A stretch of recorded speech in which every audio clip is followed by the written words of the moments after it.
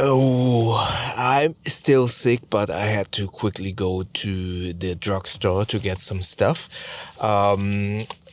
Yeah, and I thought I'd quickly use the opportunity to do a quick video because while I'm sick, I'm still functioning quite well. And I thought I talk a little bit, but my brain's a little bit foggy, which is why I'm talking a little bit slower. Which is why I am utilizing this time to declutter a little bit. And I think decluttering, or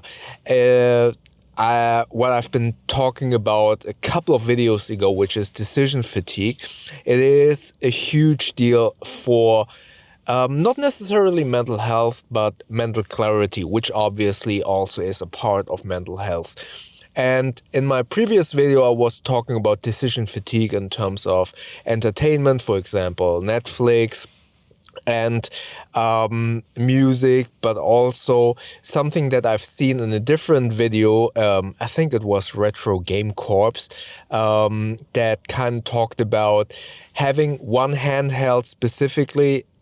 But I'm not sure if it was actually him, but one of those retro gaming channels where that person talked about having one gaming device only set up with 5 games. 5 games. Again, my brain is still foggy. Sorry about that. And that kind of helping him to kind of concentrate on those games. And while I'm sick at the moment, I'm also was kind of on my phone and I saw the history of my Gemini, let me just switch off my car real quick, of the Gemini search history. And I thought like, oh, this is really cluttery. Let's declutter that. And I also already have been implementing this almost zero inbox approach of my email inbox. I'm not managing it properly. It's not zero inbox, but only one page inbox basically. And the philosophy behind that, and please excuse, this is really all over the place, but I will get to a point. So in my inbox, I try to kind of have a point in my day where I concentrate on replying to emails, and then once I kind of dealt with that email, be it either only reading it, acknowledging it, or replying to it, I archive it or I put it in the appropriate folder to have my inbox as clean as possible. And I remember from many years ago where I didn't implement that practice, my inbox was so full and multiple pages long, it was actually kind of weighing on my brain. So having a almost zero inbox philosophy helped me a lot to gain a little bit more clarity because I wasn't kind of cluttering my inbox.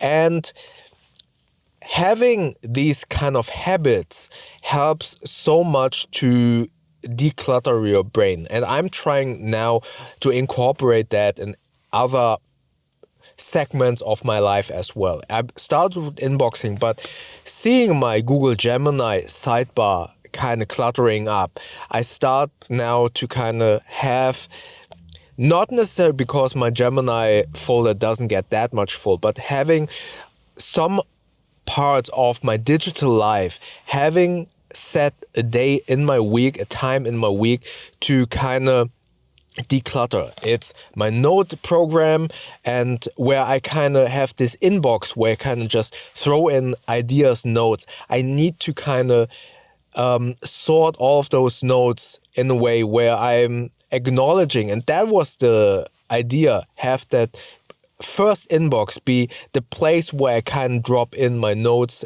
of thoughts that I have quickly. Or same thing with Gemini, have things there accumulating in that one inbox. But then with my note app, I need to kind of acknowledge those small notes and put them away or kind of work on them even further, so they don't clutter up. Because once, like all of the tasks, once that task, that inbox, that folder is too big, it weighs on you mentally in a way, because you don't know what to do with all of those ideas, those notes. And it is so important to kind of have a specific time in your week. And I think it is important to do it weekly, because if it's monthly, those kind of digital boxes, whatever it might be. Also, my YouTube watch later box is too full. I just emptied it out. I had 200 videos in there. I emptied that out completely. Now I only have 50, still a lot, but I want to kind of incorporate this workflow where I kind of have at least once per week. So my email inbox once per day, but once per week I need to kind of organize my note inbox, my to-do inbox, my watch later inbox, but also my Google Gemini search bar. I want to kind of incorporate that into my weekly life to make sure that that doesn't overcrowd those digital spaces and then don't overcrowd my brain. And I think that kind of adds to our mental health, to kind of declutter the mental load.